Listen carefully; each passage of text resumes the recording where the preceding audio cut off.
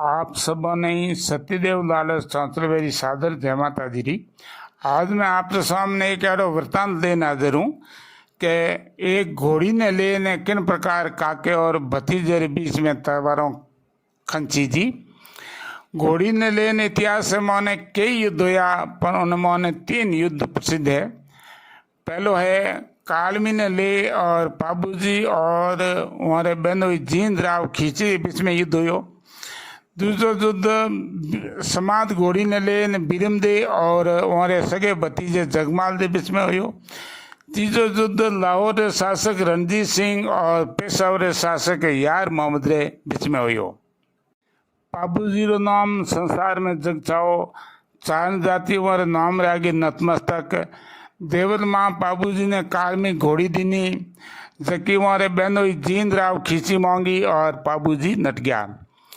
जब पाबूजी उमरकोट सूरजमल सोदे उठे पढ़नी जने गया तो लारू जींद राव देवल मारी गायों घेर ली। पाबूजी जब सोदी रोनी सुप्यार दे जिन्हों नाम फूल का और भी मिले, उन्हें हाथे 3 फेरा लिया। चौथे फेरे उन्हें सूचना लगी तो छेड़ा छोड़ चौथो फेरो नहीं ले और घोड़ी सवार हो और गायों री बाहर चढ़िया और वीर गति ने प्राप्त होया। चारनारे खातर असंख्य राजपूतों आपरो बलिदान दियो, पर पाबूजी जो को त्याग है और श्रेष्ठ है, अद्भुत है। इनकी मिसाल कठी नहीं है, क्योंकि वे सोडी रोनी हाथे 3 फेरा ले और चौथे फेरे वहाँ छेड़ो छोड़ और बाहर चढ़िया और वीर गति ने प्राप्त होया। इन प्रकार की मिसाल संसार में दूसरी भले मिले, उन त्याग के बारे में बहुत कम लोगों ने जानकारी है। जोधपुर खने तोले से नाम रो गाँव तोलो हुंडो उठे राज करे और बिराईरा कविया टीकम जी वाले प्रधान सेनापति। जदे टीकम जी भोंडू ब्याह करने गया तो लारे तोले हुंडे रो बित नागौर रे मुसलमानों घेर लियो। तोलो हुंडो चौथे आश्रम में और उनो बेटो राजकुमार जो को नाबालिग। जदे टीकम जी ने इन प्रकार की सूचना मिली तो वे मालन देव जी हाथे 3 फेरा ले चुका और चौथे फेरे उन्हीं प्रकार छेड़ो छोड़ और उठू बाहर चढ़िया। जिन प्रकार पाबूजी सोडी रोनी रो छेड़ो छोड़ और देवल मारी गायरी बाहर चढ़िया। तोले हुंडे आप नाबालिग राजकुमार ने भी टीकम जी कवियर हाथे माडे मेलियो, हालांकि टीकम जी मना करियो। टीकम जी चिराई रे मगरे जाए और मियों ने जाए आपड़िया। युद्ध होयो, मियों ने मार कूट और गायों पाछी लाया। पर जब उन्हें ठा पड़ियो के तोड़े हुंडर जो को राजकुमार हो रोनू सिंह वो इन युद्ध में वीर गति ने प्राप्त हो गयो। तो घावलियोड़ा टीकम जी मन में वो विचार करियो कि हमें हमारे धनी ने जाए ने मुंडो की बताऊं और वो कटारी ले आप रे पेट में मार और प्राणोत्सर्ग करिया। तो इन प्रकार टीकम जी जो को त्याग है और भी पाबूजी त्यागों किन्हीं रूप में कम नहीं है, पर इन बारे में बहुत ही कम लोगों ने जानकारी है। समाज घोड़ी की बातों पे बाद में करो, पहला लाहौर राजा रणजीत सिंह की बात करो कि रणजीत सिंह लाहौर और शासक पासदीप और छेड़ली बेड़ा में एरो महापराक्रमी वीर सूरमो कोई राजा नहीं होयो।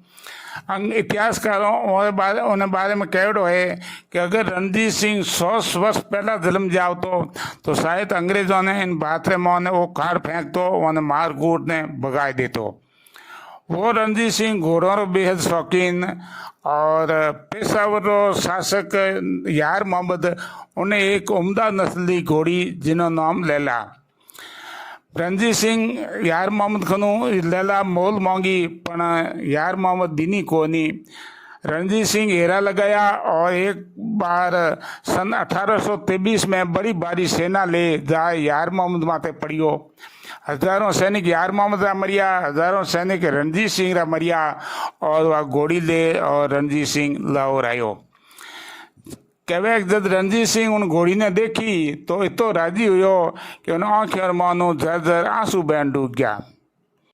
हमें आप मूल बात माते आओ खेड़ राठौरों की राजधानी मलिनाथ जी उठे राज करे। बीरम देव और सको छोटो भाई और जगमाल वारो पाटरी राजकुमार। उन भगत दिल्ली माते फिरोज शाह तुगलक रो राज गुजरात में उन्होंने सूबेदार महमूद बेग, सिंध रे मोने जीवन खान नाम रो शासक, और उन्हीं सिंध रे मोने साइबॉन नाम री जगह जते की चोई वाली जागीरी ए जो या सात भाई मधु दल्लो हैंगो मोटो और मधु जुर में मार्को और ए जीवन खान रे मातहत जीवन खान रे अधीनस्थ।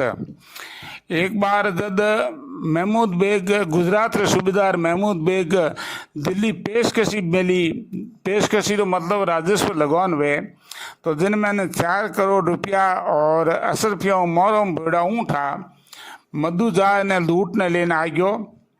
महमूद बेग सिंध रे नवाब जीवन खान ने कागज लिखियो कि थारा अधीनस्थ थारे मातहत थारी रैयत जो ही हमारे पेशकशी लूटने ले गया, या तो जोइयों को मारा रुपया दिलाओ या जोइयों ने मने हमलाओ और या युद्ध रे लिए तैयार हो। जीवन खान जोइयों ने कहो तो जोइया बिल्कुल नट गया। जीवन खान और जोइया बाजिया और मधुर हाथों जीवन खान मारी जियो। जब दिल्ली और सिंध की सेना दोनों आउन ढुकी तो जो यार उठूँ पड़ भागा। हमें विचार करियो कि मैं माथो लुकाऊं तो कटे लुकाऊं। सेवटवा ने मलिनाथ जी दी किया, क्योंकि थोड़े समय पहले ही गिंदोली रे प्रसंग में दिल्ली और गुजरात की संयुक्त सेना ने जगमाल हरा चुको थो और इन कारण वे सीधा खेड़ आया।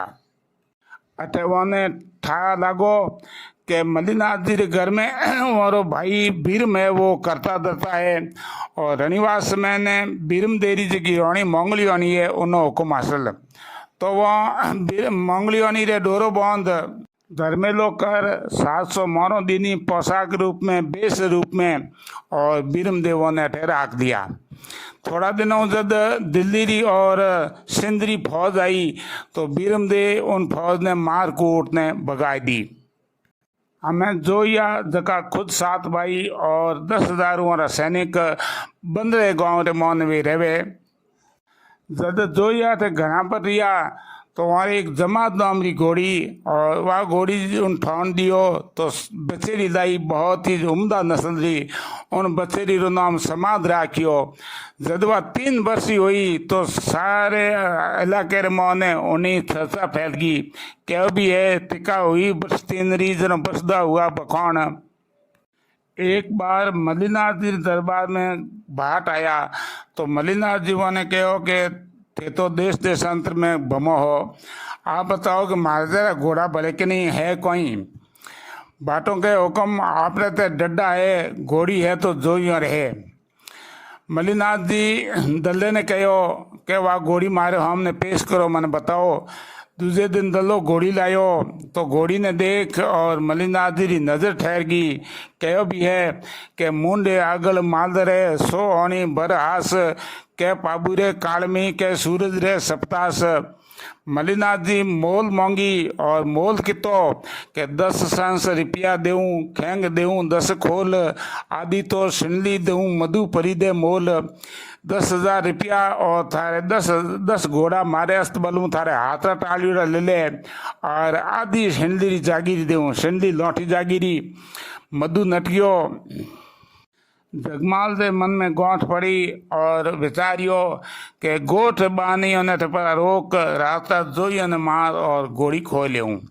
किन्हीं प्रकार और भेज जद जोइयो ने ठा पड़ियो तो वहाँ घोड़ी बीरम देव जी ने भेंट कर दी। जब जगमाल ने उठा पड़ियो तो जगमाल ने बीरम देव जी ने जुद्र खातर ललकारिया। बीरम देव जी बंकड़ो और जगमाल जोशीलो। कहो भी है बीरम मुड़े न बीरवर अरे जावे न जग्गा। तो इन प्रकार दोनों ही आमने सामने सेनाओं सजी। बीरम देव जी के पक्ष में 10,000 जोइया और हमारा भाई 10,000 जोइया दुजुल खर्ची घटी खाए। तो जगमाल के पक्ष में ने मालोनी की सेना और जुंजाऊ बाजा बाजन रुका। दोनों ही सेनाओं सज परी रोमी हमी आई। कहो भी है कि हुआ सरदार अणी मुहमेज। जदे दोनों सेनाओं दोनों अणी मुहमेज हुई, आमने सामने भिड़ने आई, तलवारों बाजी। और उन टाइम में मैंने मलिनाथ जी आया।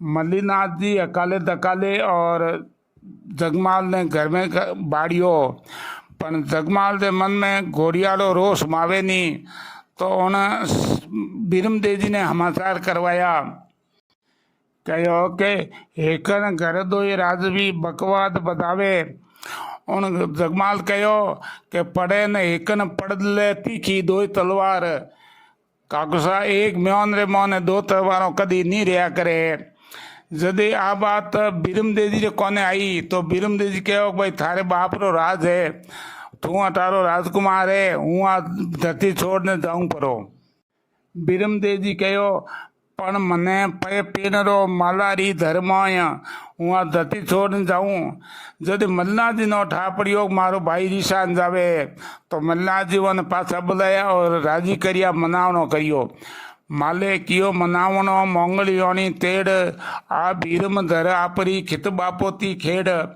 मल्लिनाथ जी कहो को खेड़ है आ थने जागीरी में देऊँ और मल्लिनाथ जी महेवे आपरी राजधानी बसाई मल्लिनाथ जी बीरमदेव ने जागीरी न्यारी दे और राजीपो करियो पण जगमाल देव मन नहीं भायो जगमाल बीरमदेव जी ने मारनी योजना बनावे षड्यंत्र रचे तो प्रत्येक युद्ध में तो वो बीरमदेव जी ने जीत नहीं सके जरा उन षड्यंत्र करियो और दिल्ली रे जका बादशाह होता उन्होंने सौंठ कोट करी जदे मल्लिनाथ जी ने ठा पड़ी तो वहाँ बीरमदेव जी ने सूचना दी कि वो जगमाल कभी भी थारे हाथे धोखो कर सके इन कारण चुपचाप छने छने तू तारो कबीलो ले न तू जापरो क्योंकि वो वही जगमाल है जो आपरे हगे काके ने पहला भी जैतमाल जी ने मार चुको है वही जैतमाल जी आ जको रे स्पर्श मात्रू पीठ पेरो कोड जड़ियो कहो भी है तीर्थ तीर्थ तो ये 68 में अवगाइया